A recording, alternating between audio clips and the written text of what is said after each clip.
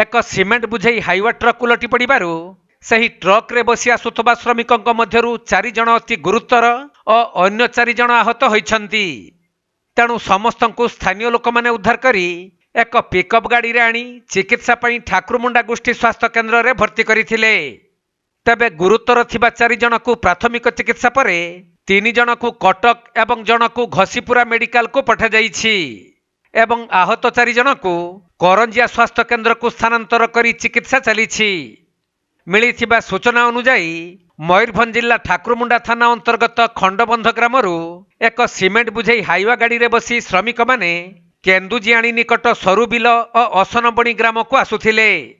हेले जोड़ी बिल ग्राम निकट रे ट्रकटी भारसाम्य हराई रास्ता उपरे ही उलटि पड़िथिला।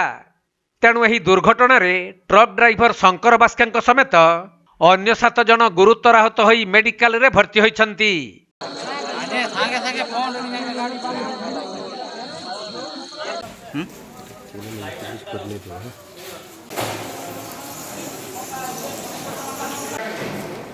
मयूरभंज जिला करंजियारू सचिदानंद पलईंक रिपोर्ट, कोणार्क लाइव।